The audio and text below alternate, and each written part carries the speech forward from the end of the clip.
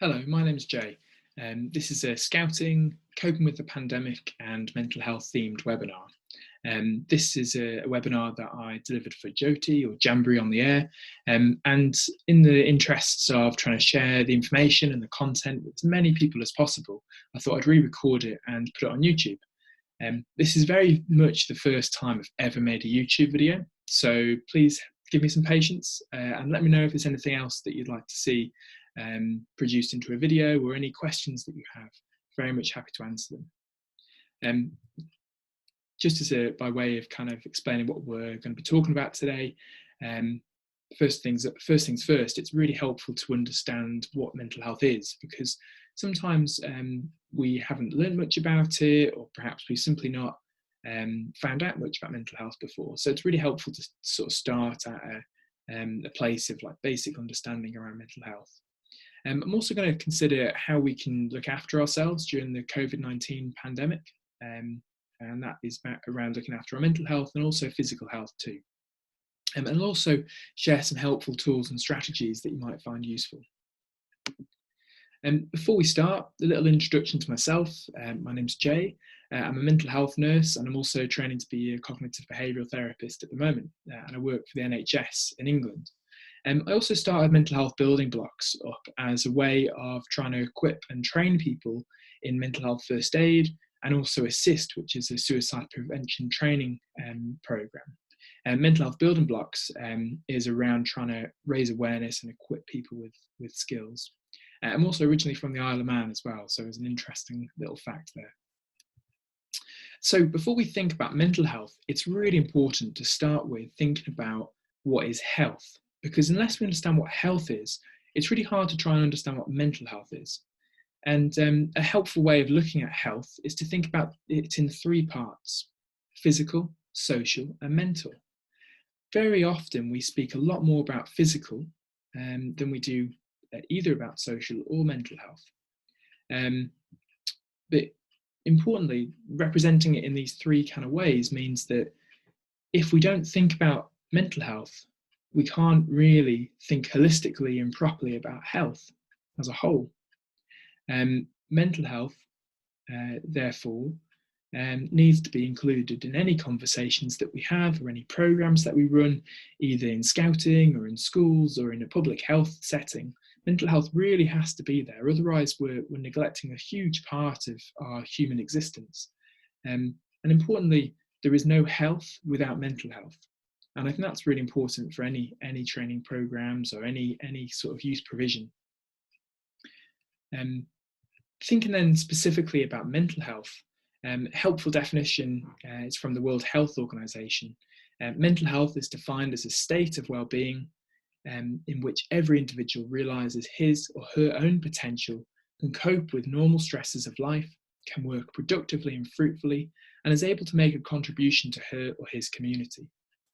Now, really importantly, whenever I talk to scouts or scout volunteers about this definition of mental health, I always ask the question, does that sound a little bit scouty? Or for Girl Guiding members, does that sound a bit guidey? Because actually, the words that we use in our motto, in our values, in our programs, very often sound a little bit like realizing potential, coping with life, coping with stresses, working productively, and contributing to her or his community.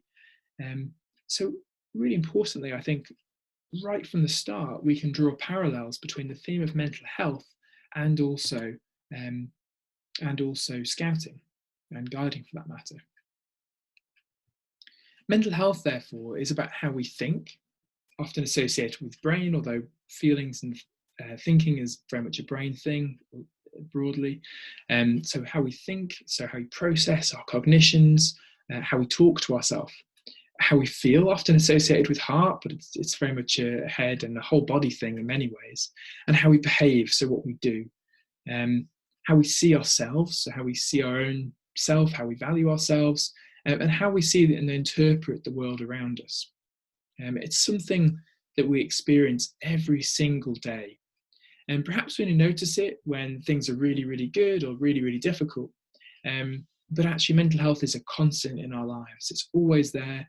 And just like physical health, we all have mental health. Some of us may be very well, and some of us may be very poorly. And a lot of us are in between. And a lot of us will move up and down that throughout our life. And that's totally a normal part of human life. And once we start seeing mental health as something that we all have and that we experience every day, the more we can take the stigma away from mental health. Stigma or treating people differently because of something that's culturally seen as awkward or difficult, such as mental health, that stigma that exists in physical health as well, but perhaps not to the same extent. But it certainly exists in physical health or disability, and that's something often people forget about too. But certainly the stigma and the discrimination at times that people face because of poor mental health or because of a mental health illness, it can be life-changing and debilitating. So we need to make sure that when we talk about mental health, we see it as this whole broad spectrum thing that we're all involved with, because that's the nature of our human lives. A couple of things to think about when it comes to mental health and scouting then. Question for yourselves: do you think being a scout is good for your mental health? We know through lots of different bits of research that scouting is good for mental health generally. We know that scouts are 15% less likely to have a mood disorder over their lifetime. That was a piece of research by the University of Edinburgh. Fascinating insight into a longitudinal study as well around how scouting can provide benefits to our mental health. And there's also some studies that show increased resilience in scouts when you look at scouts versus non-scouts, and also a higher sense of belongingness. And we think belongingness in many ways is the antidote to loneliness, having a sense of belonging, a sense of safety, a sense of community.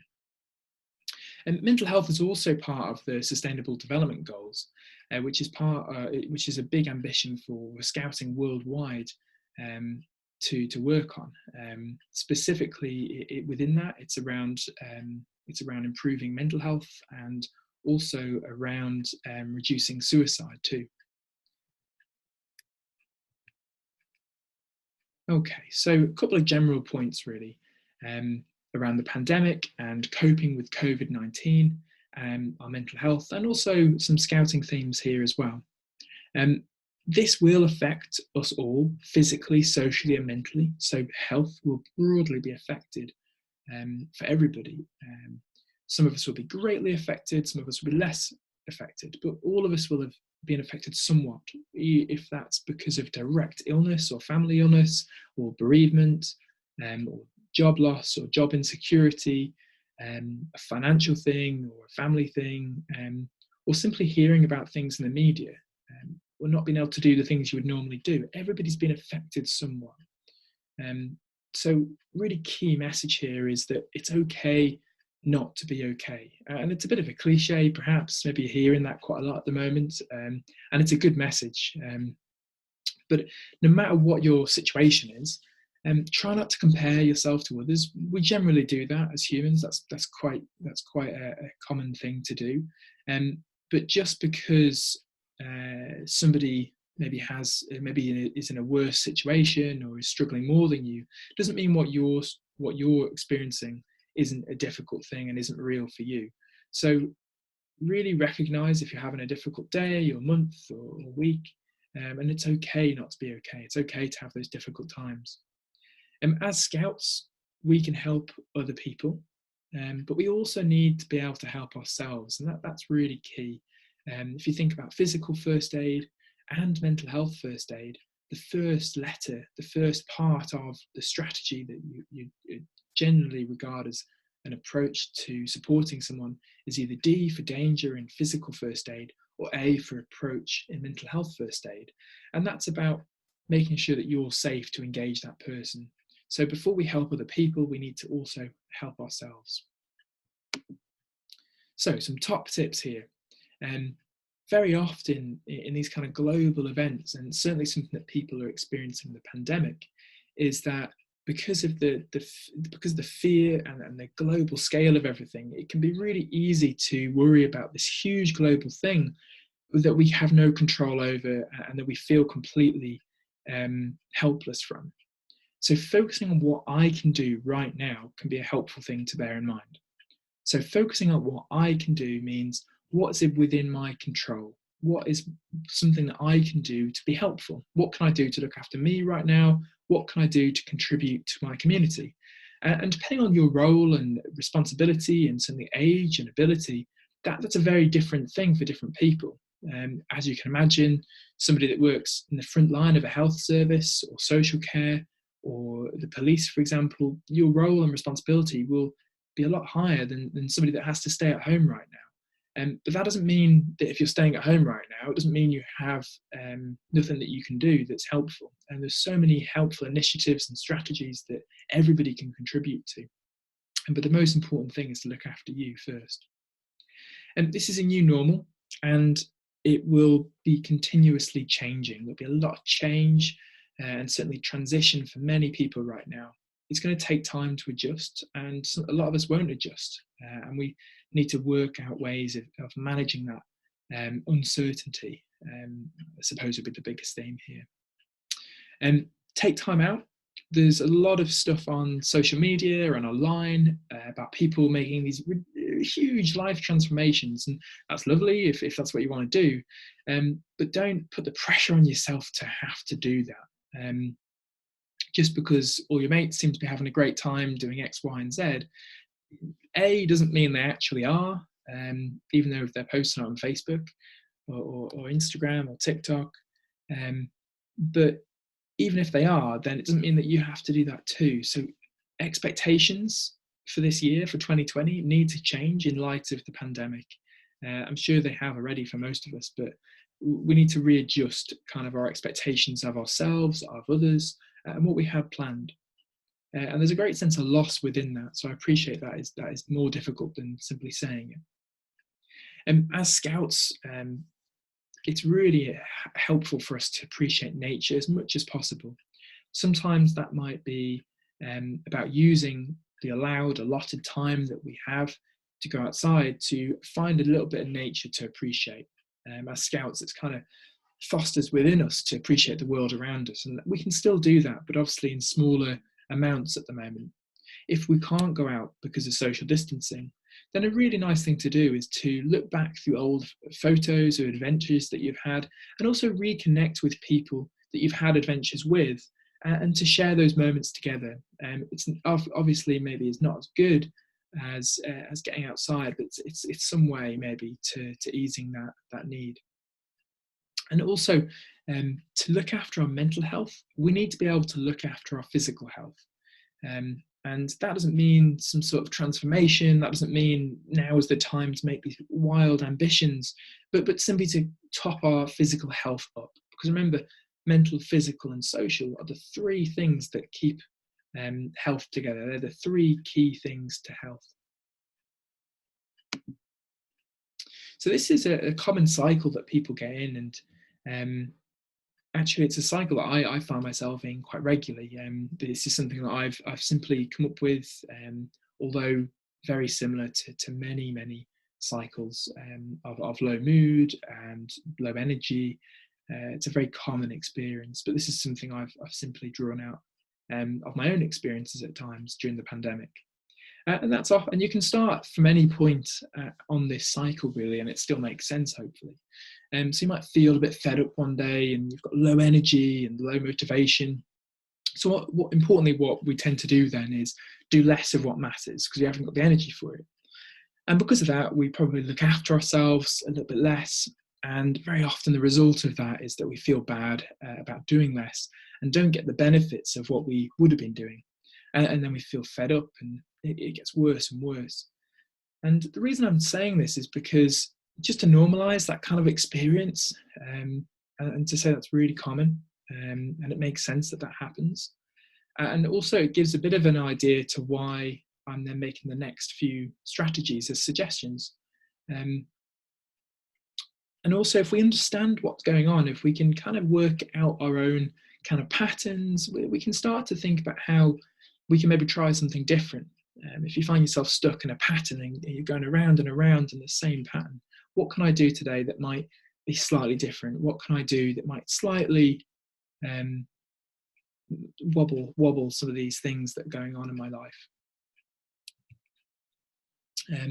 This is a strategy that, like I said, leads on from that cycle. It's called the ACEs, actually. It comes from a cognitive behavioural therapy technique. But I think it's really relevant to us here as scouts or non-scouts, if you're watching this just for some ideas.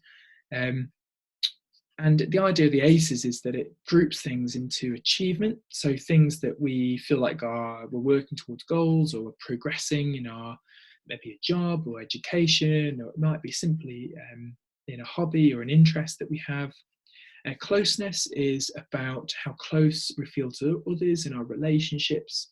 And also, that's not about proximity, that's about the connection that we have with other people, and the enjoyment as well. So that's something that we might do, that it's a pleasurable activity. And the idea is that what we need to be able to do when we're struggling with our mood or feeling fed up or unmotivated is to do things that are meaningful to us. Very often we might feel pressure to do things that other people are maybe doing online at the moment. I'd ask you to take a step back really and think, what can I do right now that's meaningful to me? What's important to me? What's a useful activity that I could do? So in terms of achievement, some ideas could be thinking in a scouting context, thinking about what badges can I work towards now during lockdown, or awards, and thinking about what school or education work that I'm interested in, that I could work towards, that might give me a sense of achievement. Online courses are another good option, and also helping others can give us a sense of achievement. These are just some ideas, but the idea is that you think about this area and think, right, what could I do that means something to me in this area that might help boost my mood? And sometimes it doesn't work, but it's worth going and having a go sometimes as well. In terms of closeness, there's tons of things you could do in this area, but some ideas there as well. Sometimes it's really important that we recognise it's hard to keep a sense of connection with other people when there's so much lockdown and there's a lot of social distancing going on, and perhaps we're not talking to people in the same way we would have done previously, and that's really hard. I suppose one of the things I like to think about when it comes to loneliness is that loneliness is not about proximity to other people, it's about connection. You could be lonely with family and surrounded by family and people that love you, and still feel lonely. Or you could be out hiking by yourself and feel completely connected to the world around you and feel completely safe and secure. So it's not about proximity to other people, but it's about a sense of connection. So doing things during the pandemic that give you a sense of connection to others is more important than the proximity. Proximity often makes that easier, but we've just got to try our best really to get that connection with people whilst we're doing what we're doing in lockdown. And also, lastly, enjoyment. So this is about doing the things that you enjoy, that gives you a sense of pleasure, and actually planning stuff in and trying to schedule stuff in with friends as well. You can combine some of the closeness and some of the enjoyment together. But it's about doing things that you enjoy and trying to do activities that bring you a sense of pleasure. And I put good food here, or eat good food. I'm not saying good food in terms of like it has to be like super healthy, Instagrammable food here.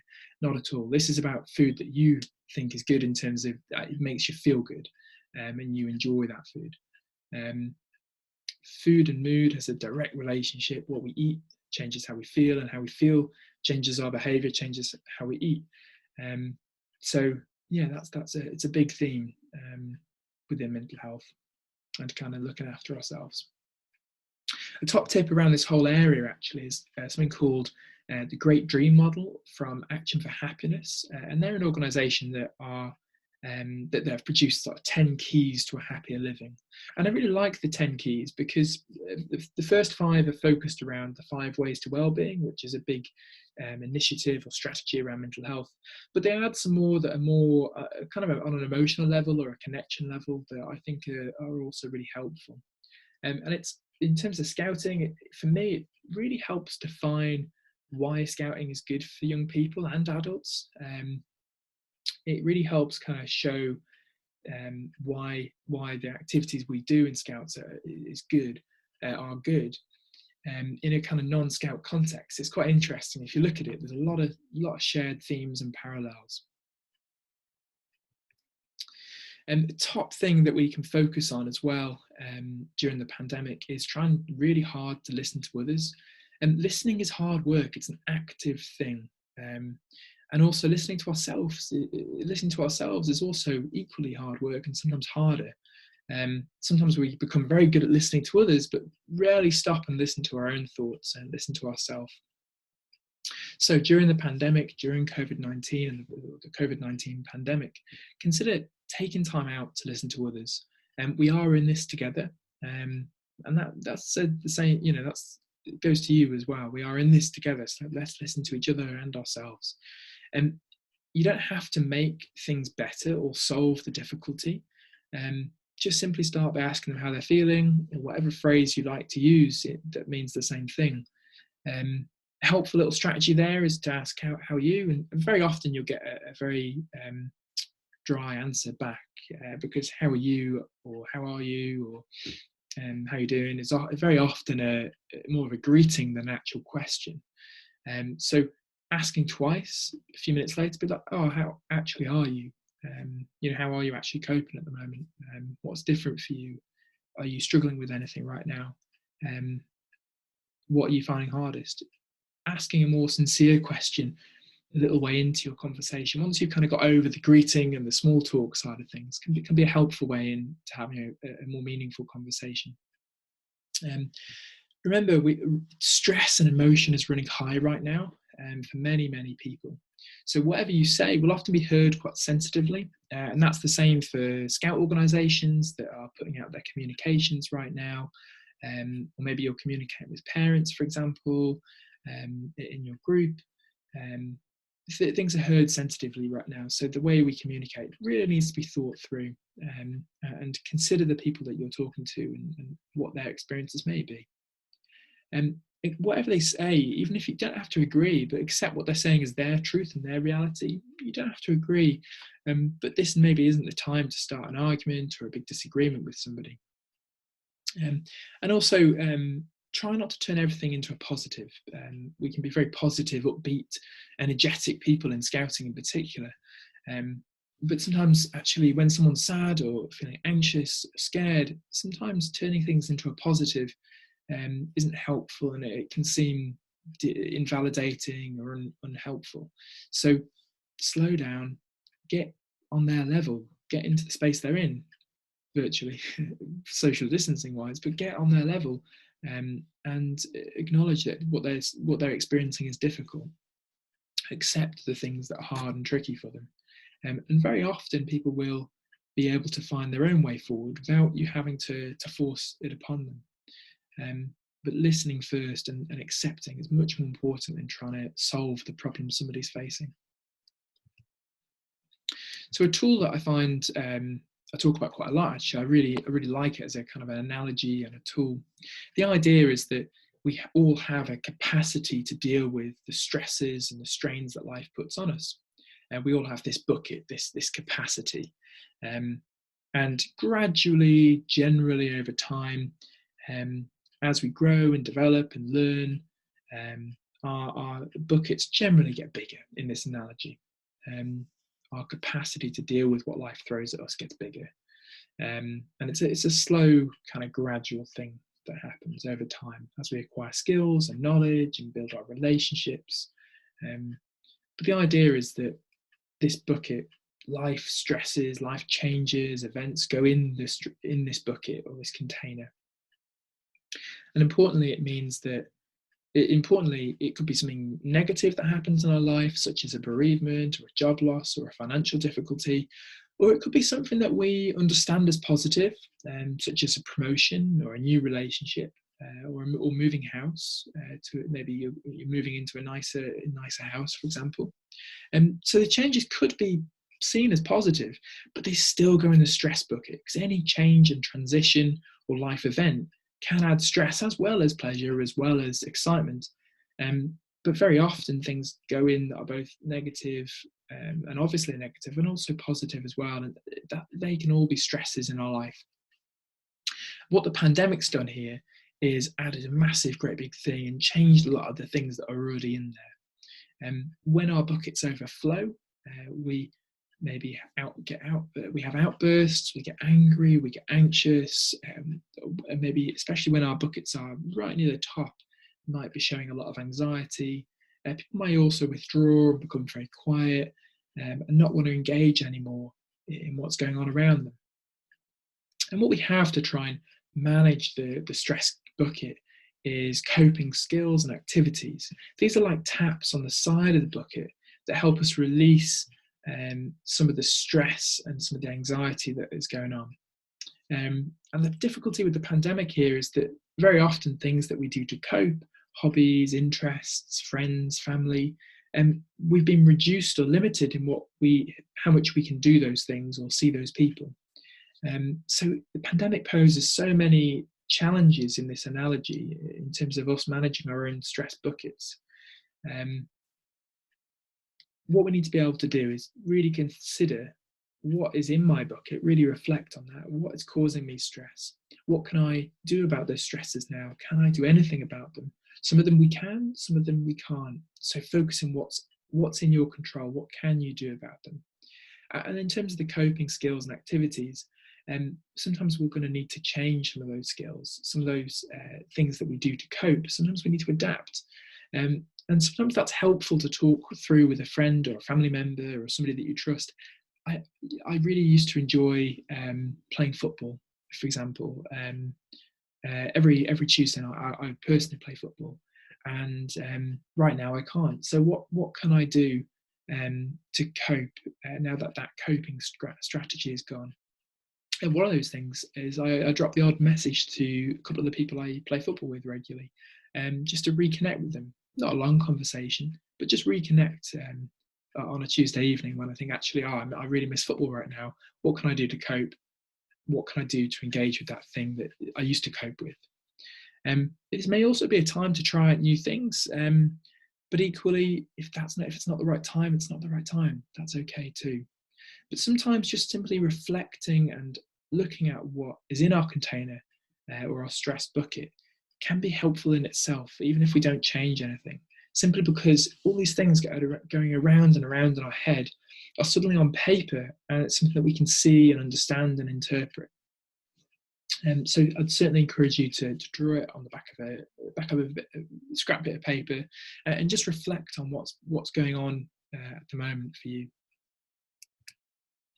Another little tool that I think is helpful is the stop tool. This is a way of slowing down our thoughts and feelings and reacting in a helpful way. First letter, and that's not misspelt, by the way, S-T-O-P-P. The first letter is about stop. If you're caught up in your worries and you're finding yourself getting really anxious or angry or low in mood, things are just escalating, stop. Take a moment. Take a few breaths. Focus on breathing out slowly, in and out. When we're anxious, we breathe in more, so focusing on the breathing out can be helpful. Doesn't need to be anything fancy or any particular meditation thing, but just by focusing on our breathing and taking some deeper breaths and focusing on our outward breath can just help soothe us in that moment while we're trying to use this tool. Observe, what am I reacting to? What's going on around me? And am I safe right now? Really helpful questions. What's triggered this kind of increased anxiety or this low mood or this low energy? And what can I notice? A question you may ask here is, when am I also safe right now? And that's about saying, is this a worry that's way off in the future, or is this something I really need to focus on now? It's got my attention right here, right now. Because if it's something that you need to focus on right now, then that we need to do that. And if it's something for the future, can I just slow down a minute and pull back? So this is about getting a little bit of perspective maybe, and thinking, right, can I do something about it right now? Is this within my control? What's another way of looking at this situation? If my friend had this worry or this fear or this anxiety, what would I say to them? And reminding ourselves that this feeling, this intensity that we're feeling right now will pass. It may come back again, but the wave of heightened stress that we're feeling will pass. Those emotions don't last forever. They come and go, and they may come back again, but the height and the intensity of it does go again. It will ease, it will come and go. So right now, what can I do that might be helpful? So the final P is about practicing what works. When I'm feeling right here, when the wave is at its worst, when I'm really anxious and distressed, what can I do that's helpful, that'll help with my anxiety, my worry, my overwhelm? What's the best thing I can do right now to look after myself? The STOP method can be a really helpful way of just slowing down our thinking and recognizing what we might be feeling, what are the responses that we might be having in our body and our mind, as a way of just managing that distress. It'd be amiss of me to not talk about coping with loss as well. Everybody during the pandemic will have gone through some experience of loss. For some, that might be a loss of routine, a loss of hobby or an interest, or a loss of things that you would have done in 2020. For so many people as well, people have lost loved ones and family members and colleagues to COVID-19. And it kind of goes, hopefully it goes without saying that we need to take our time as we go through that grief. There is no right or wrong way to grieve. Sometimes we have a particular image in our head of how we should grieve and how long it should take to grieve. And there's no right or wrong way to do that at all. Really try and talk about your thoughts and feelings with someone you trust. It doesn't have to be your best friend or somebody in your family. It can be with anybody that you trust, really. Sometimes somebody slightly removed from your immediate situation may be more helpful. But think, who might be helpful to me right now? And seek out support from local organisations, local charities. Seek out support from people you trust in particular. Some resources that I'd like to share. Some really good charities here that share regular updates and regular information about the pandemic. Also on our Mental Health Building Blocks social media account, we've been sharing loads of resources and guidance from these charities and the NHS and organisations that are really at the forefront of producing helpful materials that are useful. So just to kind of round up really, what is our role as Scouts? Big thing that we can do is carry on doing some sort of scouting. Now, really importantly, scouting online doesn't have to be the same, or we don't have to try and make Scout Online the same as it would be on a Tuesday night with your Cub Scouts or with your Ventures or Rovers or Explorer Scouts. It's about trying to just engage in the themes and the movement of scouting. And that doesn't have to be done on a really local level. It could be done on a district or a region or an area level as well. As organisations, we need to be able to talk about mental health clearly and deliberately. Try not to avoid using the term mental health, for example. Try and be really clear that you're talking about mental health. Don't sort of be vague about it. There's so many resources out there as well that are helpful to share with young people, parents and volunteers too, around mental health. So we don't have to reinvent these resources. We can use the resources that are out there that have been produced by charities and experts in the area. So share them and use social media as a platform to do that. Key thing for us to do as well as Scouts is to look after our own mental health as much as possible. Be role models around mental health. Not perfect, does everything right all the time type role models, but role models that try their best to cope with what the resources they've got and the situation they've got in front of you. And whatever your role and level of responsibility in this pandemic, we can all make a difference. No matter how small that is, we can all make a contribution to our communities as Good Scouts.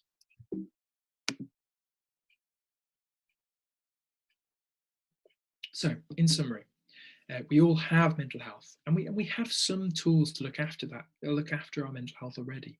The pure fact that you've made it this far and that you're coping as well as you are now, and you're surviving the pandemic, means that you have some tools to look after it. So really reflect on what's kept me going and what's helped me cope so far. What can I build on? And we are in difficult and challenging times. So as Scouts, we need to look after our own mental health and to support others. And we can create a better world by promoting mental health awareness and supporting other people in an empathetic way. And without the theme of mental health being talked about in Scouting, I think we're not offering a fully rounded and holistic education program within Scouting. We need mental health to be at the forefront of what we do, because we've already done a lot for people's mental health over the last 100 or so years as a Scouting movement. So if we're not doing that now, deliberately, we need to really change that and really consider how we can be more proactive in this area, especially at the time of the pandemic.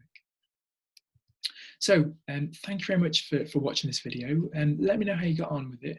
Let me know if you've got any questions, and I'm also more than happy to talk to anybody about doing a similar presentation for groups of people, both during the social distancing at the moment, or in the future when it comes to face-to-face training or workshops.